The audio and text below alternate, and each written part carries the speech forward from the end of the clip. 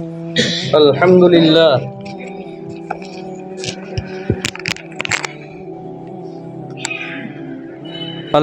لله نحمده ونستعينه ونستغفره ونؤمن به ونتوكل عليه ونعوذ بالله من شرور أنفسنا ومن سيئات أعمالنا من يهده الله فلا مضل له ومن يضلله فلا هادي له وأشهد أن لا إله إلا الله وحده لا شريك له وأشهد أن سيدنا مولانا محمدا عبده ورسوله أما بعد فأعوذ بالله من الشيطان الرجيم بسم الله الرحمن الرحيم الطلاق مرتان فإمساك بمعروف أو تصريح بإحسان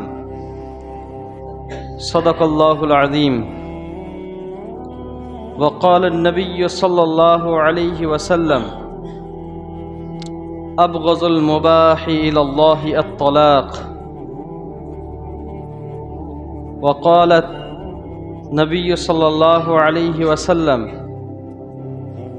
تزوجوا ولا تطلقوا فإن الطلاق يهتز منه عرش الرحمن أو كما قال عليه الصلاة والسلام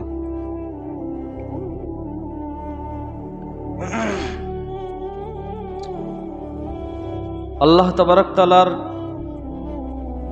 অশেষ মেহেরবানি যে আল্লাহ তাবারক তাআলা আমাদেরকে সবথেকে উত্তমভাবে সৃষ্টি করেছেন এবং উত্তম নিয়ম কানুন দিয়েছেন।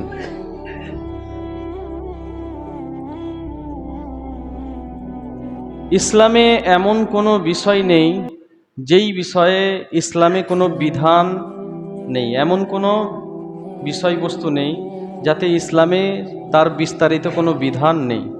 সমস্ত বিষয়ে ইসলাম তার বিধান দিয়েছেন, বিবাহর বিষয়েও এবং তালাকের বিষয়েও। আজ আমাদের সমাজের মধ্যে ইসলামিক অজ্ঞতার কারণে আমরা তালাকের অপব্যবহার করে থাকি। তো সেই জন্যে আজকে তালাক দেওয়ার শরীয়তে কি নিয়ম আল্লাহ তাবারক তাআলা রেখেছেন সেই বিষয়ে জানব। তালাক কি জিনিস সেই বিষয়ে আমরা আজকে জানব।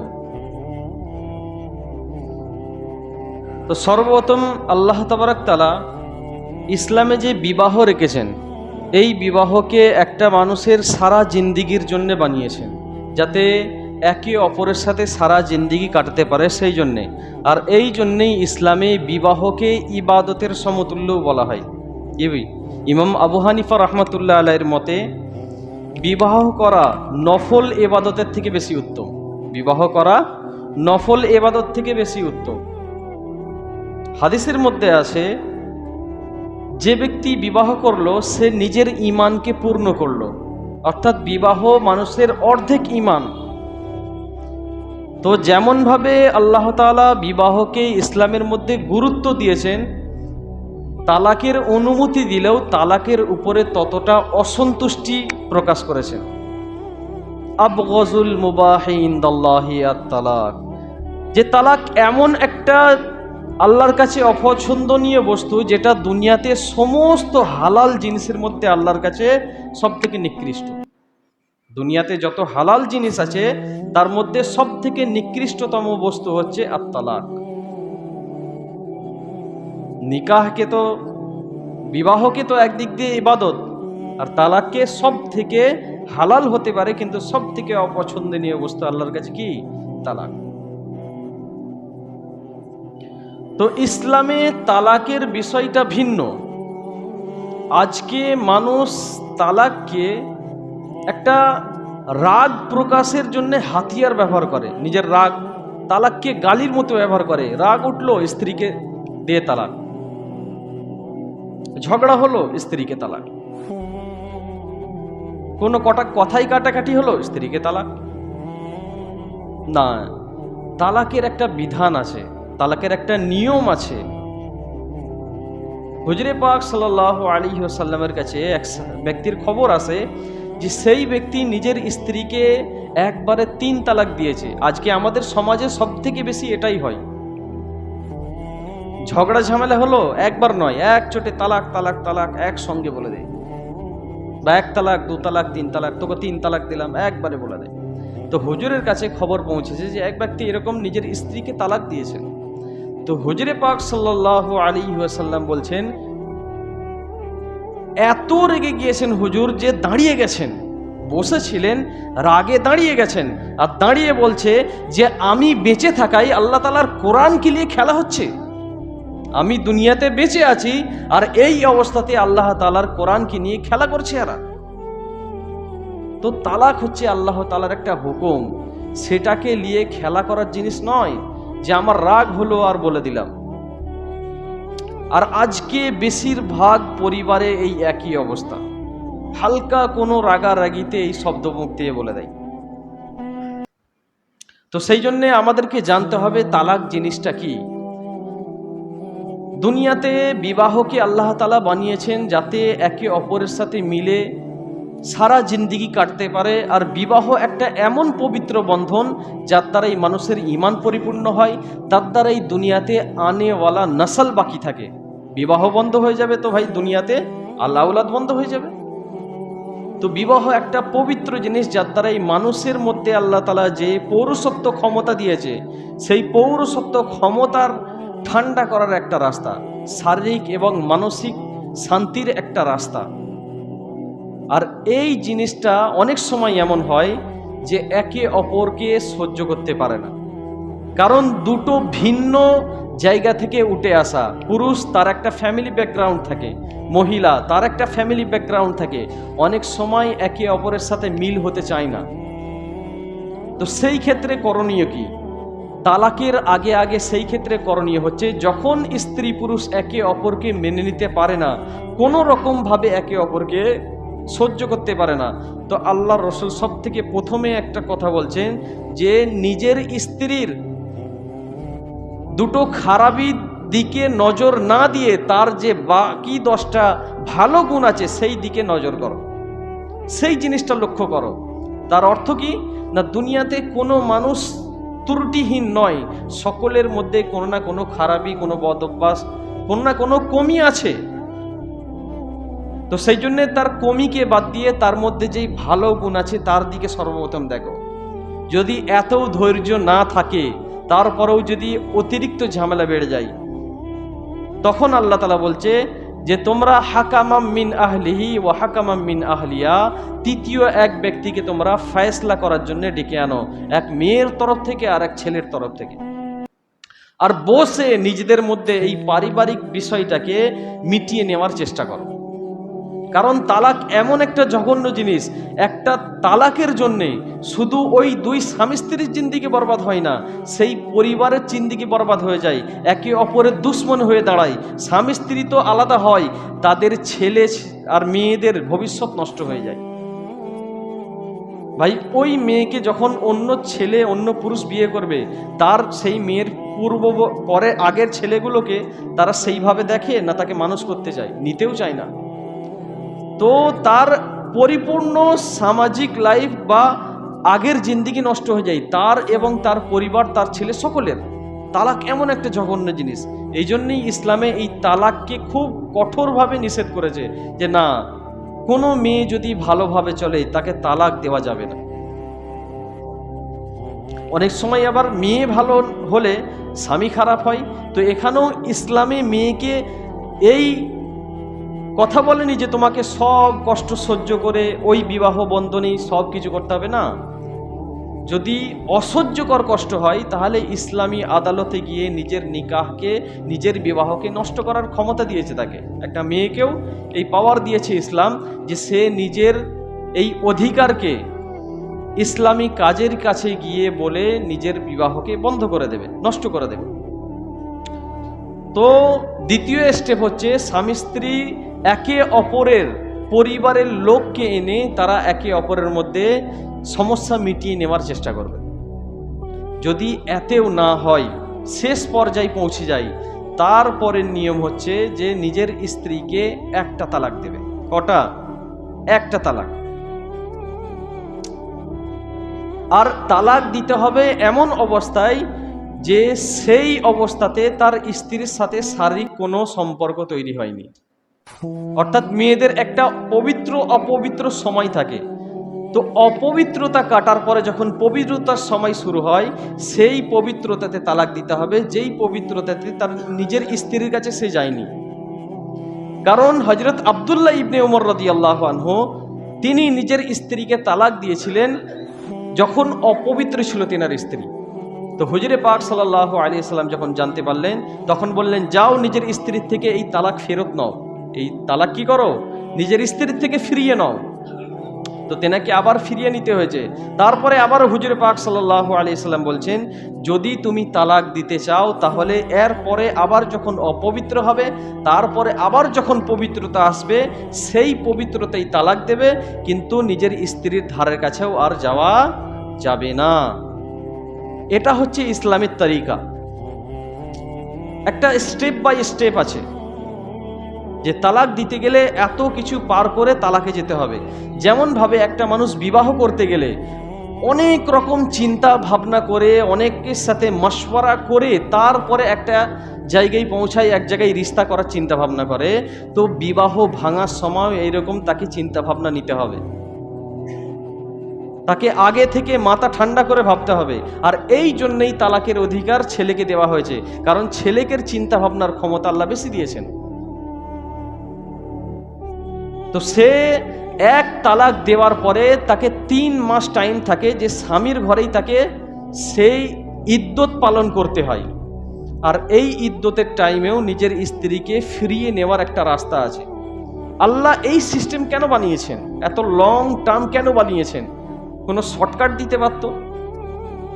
এই লং টার্ম দেওয়ার কারণ হচ্ছে যে মানুষ অনেক সময় রাগের বশত ভুল করে ফেলে, কিন্তু যখন তাকে একটা সিস্টেম দেওয়া হবে, একটা টাইম দেওয়া হবে, তো কিছু টাইম পরে তার মাথা ঠান্ডা হলে নিজের ফেসলার উপরে তার আফসোস হতে পারে, তার পরিবর্তন আসতে পারে, তারা একে অপরে লজ্জিত হয়ে আবার একসঙ্গে থাকার অনেক চান্স বেড়ে যায়। সেই জন্য একটা লং টার্ম সিস্টেম দিয়েছে।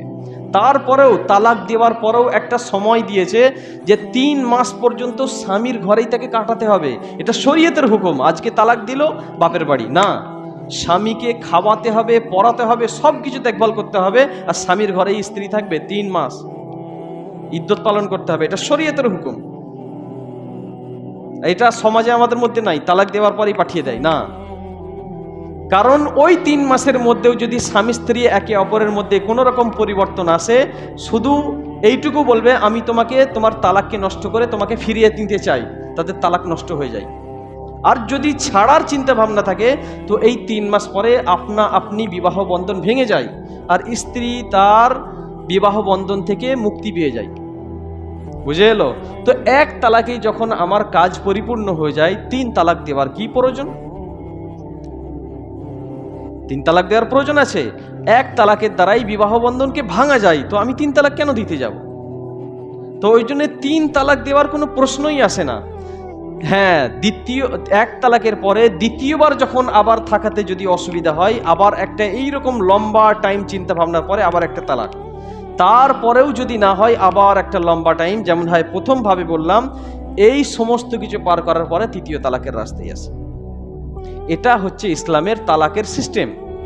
আর এই সমস্ত কিছু উপেক্ষা করে আজকে আমরা না সিস্টেম জানা আছে, না কিছু জানা আছে, রাগারাগিতে নিজের স্ত্রীর সব কিছু শেষ করে দিই, তার জিন্দিগি, নিজের জিন্দিগি, নিজের ছেলের জিন্দিগি, নিজের পরিবার সব কিছু নষ্ট করে দিই, না একবারে 3 তালাক বলে দিই। আর আজকের সময় এমন হয়ে গেছে যে মানুষ এইটা বলার পরেও নির্লজ্জর মতো নিজের স্ত্রীর সাথে জেনা করে।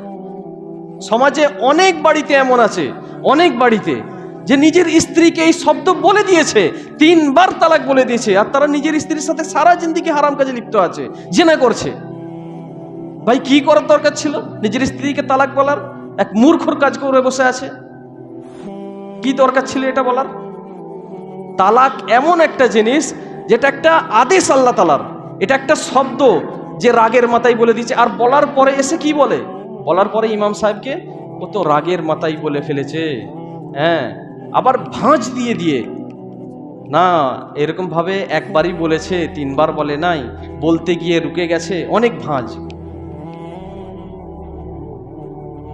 কেন এই রকম ভাঁজ দেওয়ার কি দরকার ছিল?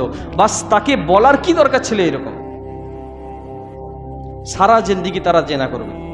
চিন্তা করতে পারেন, যেই জিনিসটাকে আল্লাহ পবিত্র আর সুন্দর জিনিস বানিয়েছে সেটাকে নিজেরাই নষ্ট করে সারাদিন হারাম কাজে লিপ্ত থাকবে, আর তাতেই তারা চুপচাপ একদম শান্ত, কোনো অসুবিধা নাই, বলারও প্রয়োজন মনে করে না।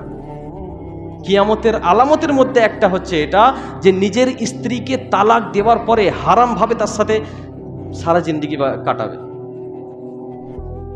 এগুলো কিসের জন্য আসে না জানি না কিছু। আর তালাক এইভাবে কেন পড়ে যায়?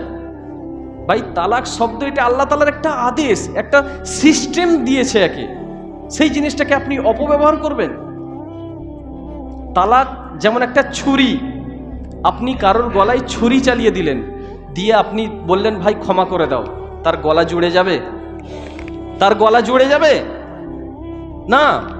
তালাক এমন একটা জিনিস যেটা বলার পরে ফেরত আসে না।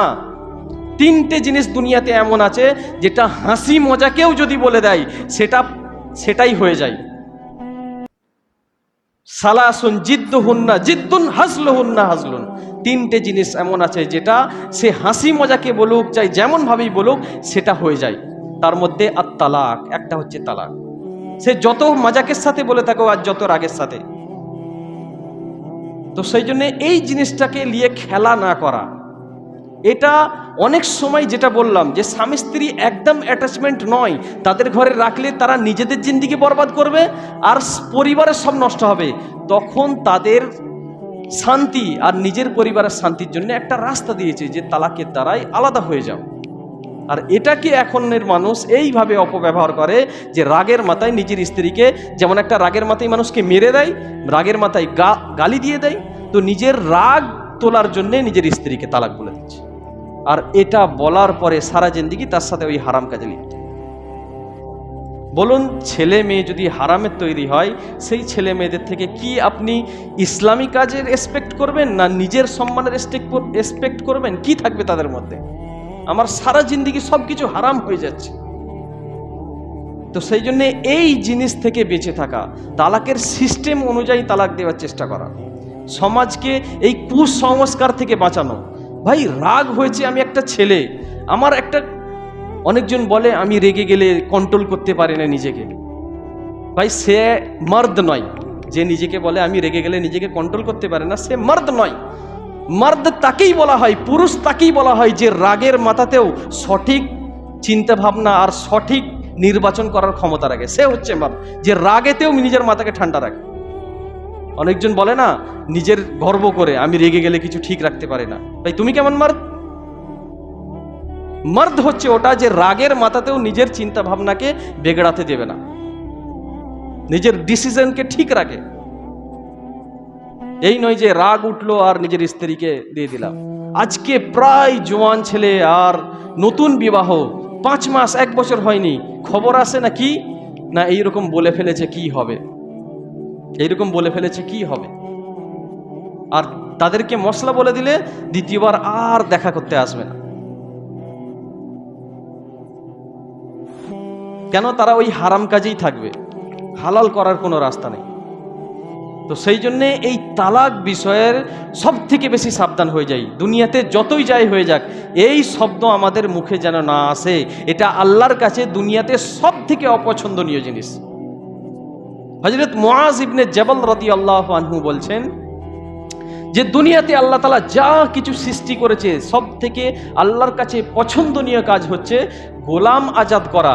সব থেকে আল্লাহর কাছে অপছন্দনীয় কাজ হচ্ছে কাউকে নিজের স্ত্রীকে তালাক দেওয়া। সব থেকে অপছন্দনীয় কাজ নিজের স্ত্রীকে তালাক দেওয়া। তো সেই জন্যে এই বিষয়ে সাবধান হয়ে যায়, এই বিষয়ে নিজের জানকারিকে বাড়ায় যে তালাক দিতে গেলে সর্বপ্রথম কি করতে হবে, তার কি স্টেপ আছে, বুঝে এলো? তো সেই জন্য এই বিষয়ে খুব বেশি অবগত থাকি যে যখন তখন এই বিষয় পরিচালনা করা যাবে না। যারা এইরকম করে তাদেরকে রোকার চেষ্টা করি। সারা জিন্দেগি তাদের হারাম কাজ চলছে, সারা জিন্দেগি হারাম কাজ চলছে। আর একবার যদি 3 তালাক হয়ে যায় তার রাস্তা খুব কঠিন, সেই স্ত্রীকে ফিরে পাওয়ার রাস্তা খুব কঠিন। তো সেই জন্যে এই পর্যন্ত না পৌঁছাই, এক তালাকেই আপনার বিবাহ ভাঙার রাস্তা আছে। তো সেই জন্য 3 বারে যাওয়ার প্রয়োজন নেই। যদি এক্ষুনি স্ত্রীকে ছাড়ার, যেমন ইসলামে এই যে তালাক আছে না, 3 ধরনের তালাক আছে, তালাকে রাজঈ, তালাকে বাইন, তালাকে মুগাল্লাজা। তালাকে রাজঈ কাকে বলে? কোরআনে আল্লাহ তাআলা বলছে আত-তালাকু মাররাতান, তালাক দুটো। তার ফাইমসাকুম বিমারুফ, যদি তুমি তাকে রাখতে চাও উত্তম ভাবে রেখে নাও।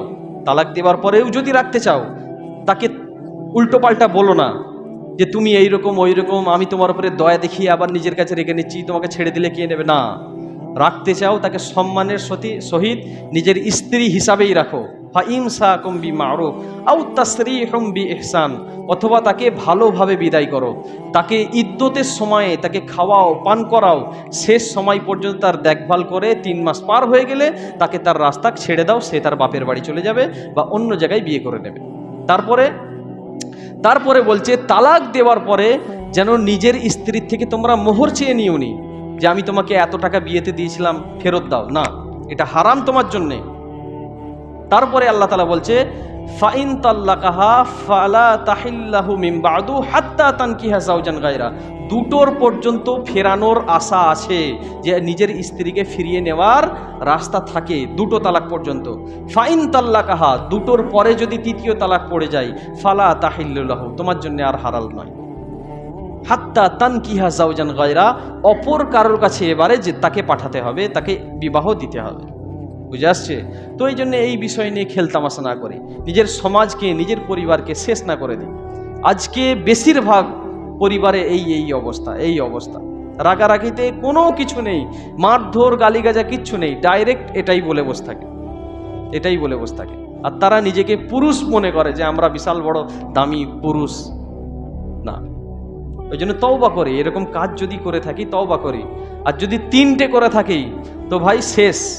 আপনার যেটা আল্লাহ তাআলা বলেছেন সেটা মেনে নিন ভাই, এটা আমি নিজে থেকে বানিয়ে বলছি না, এটা আমার লেখা কিতাবে লেখা নেই, বা আমি এখানে বসে নিজেতে না ভাই, আল্লাহ তাআলা বলে দিয়েছে 3টের পরে রাখা যাবে না, তো সেটাই করতে হবে আমাকে। যদি আমি মুসলমান হয়, আল্লাহ তাআলার ভয় অন্তরে থাকে, তো এই কথাকে মেনে নিন। বুঝে আসছে? আল্লাহ তাআলা আমাদের সকলকে এই তালাকের বিষয়ে সাবধান হওয়ার তৌফিক দান করুন, আর এর অপব্যবহার থেকে আমাদের প্রত্যেককে বাঁচাক। ওয়া আখিরু দাওয়ানা আনিল হামদুলিল্লাহি রাব্বিল আলামিন।